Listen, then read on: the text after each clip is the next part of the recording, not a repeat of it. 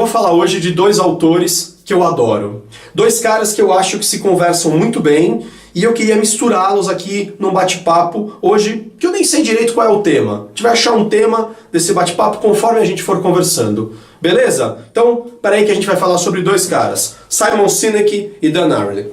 Vamos lá, gente.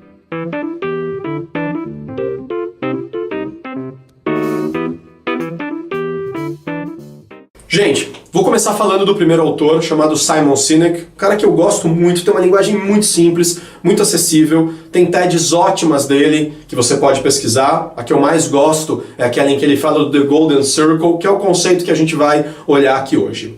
O que o Simon Sinek fala basicamente no conceito do Golden Circle?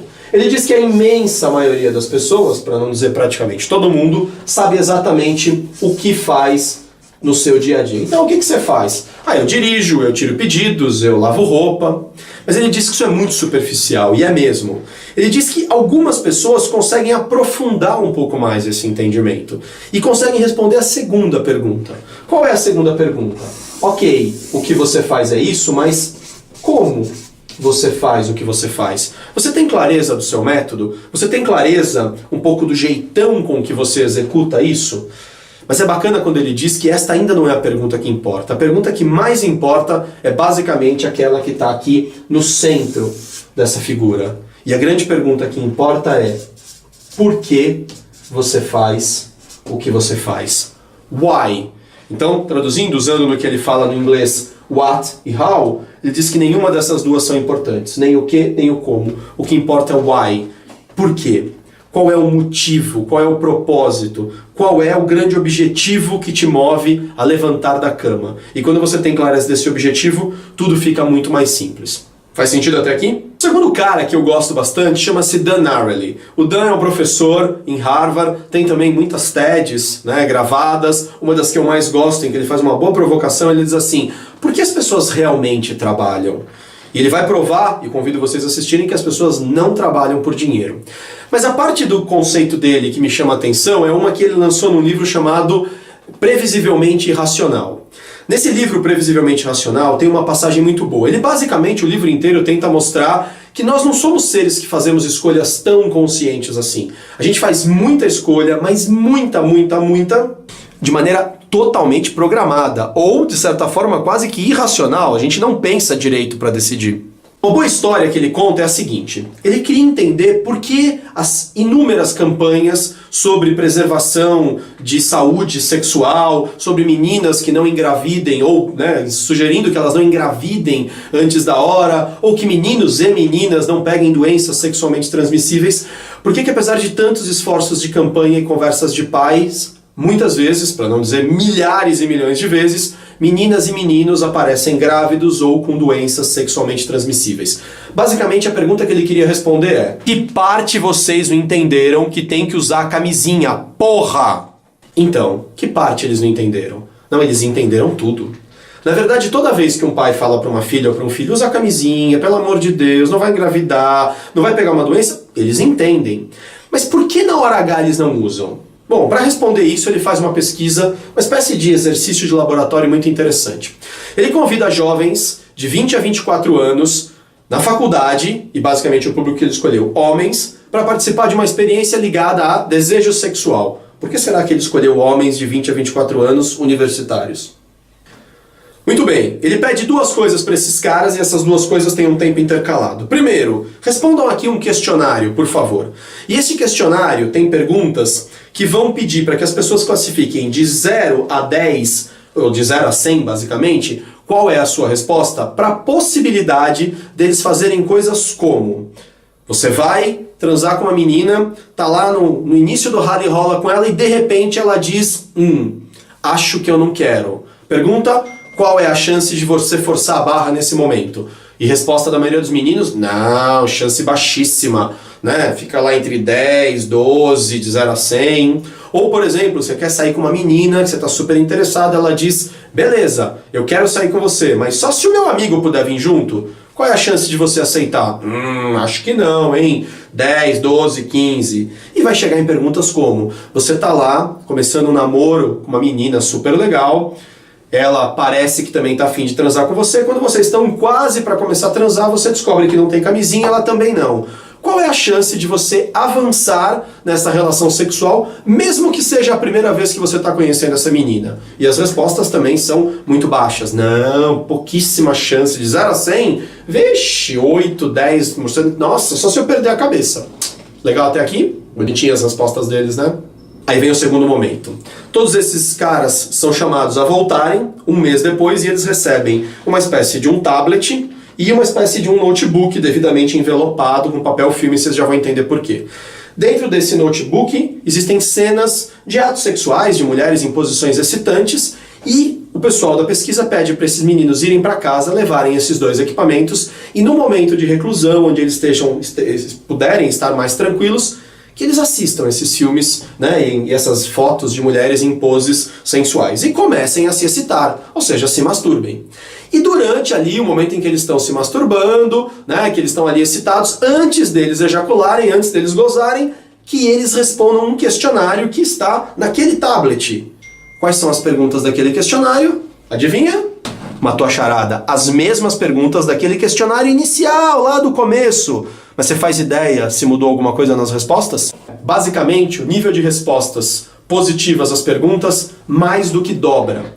Então aquela resposta de, se você, né, for sair com uma menina e ela fala, beleza, eu saio com você, mas só se vier o meu amigo, e aí, você vai ou não vai? Que antes era meio, não, agora é vem, manda o cara junto. Ou, né, forçar a barra, né, eu não forço, agora já é, acho que talvez eu force. Né? Ou, por exemplo, vai transar, não tem camisinha, você não conhece a menina, e aí você avança, opa, aumenta significativamente a resposta positiva para o avanço. Até aqui, ele não descobriu nada novo. A pergunta é, por quê? E aí a gente vai fazer o paralelo lá com Simon Sinek.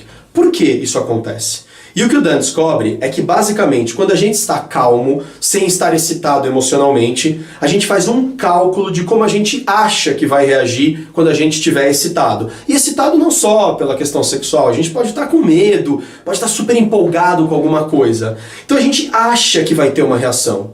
Mas na hora em que a coisa acontece e a emoção toma conta, a gente muitas vezes esquece exatamente o que é que a gente achava que ia fazer e faz aquilo que vier no impulso mais primitivo. Ou seja, a gente não consegue se controlar quando a gente está tomado fortemente pelas emoções. Bom, se eu cruzar uma coisa com a outra, eu vou descobrir que quando eu tenho clareza do meu porquê, fica mais fácil eu fazer escolhas. Até aqui tudo bem? Mas se eu também souber que eu tenho alguns condicionamentos já pré-estabelecidos, eu começo a ter a chance de não me meter em enrascada. Então, exemplo, sabe o que ele diz como conselho para os pais que têm filhos adolescentes? Quer evitar que eles engravidem? Quer evitar que eles pegam doenças? Coloque camisinha na bolsa deles.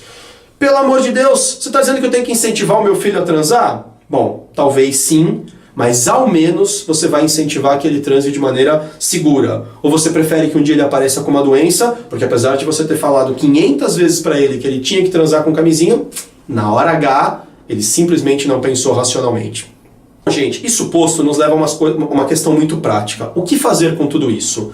Aprender a tomar escolhas antecipadamente. Pensar racionalmente baseado nos porquês. O seu porquê é guardar dinheiro, você está no momento onde você quer melhorar sua qualidade de vida num apartamento novo, mas você sabe que você gasta demais, não adianta você ir para o shopping com aquele papo mole de não, mas eu vou me controlar. Não, talvez você não vá se controlar. Então, por favor, não vá para o shopping com cartão de crédito. Bota R$10 no bolso para tomar um sorvete e divirta-se com o seu sorvete. Ou seja, cuidado antes. Não pensa que na hora vai rolar, porque talvez na hora não role um controle tão claro.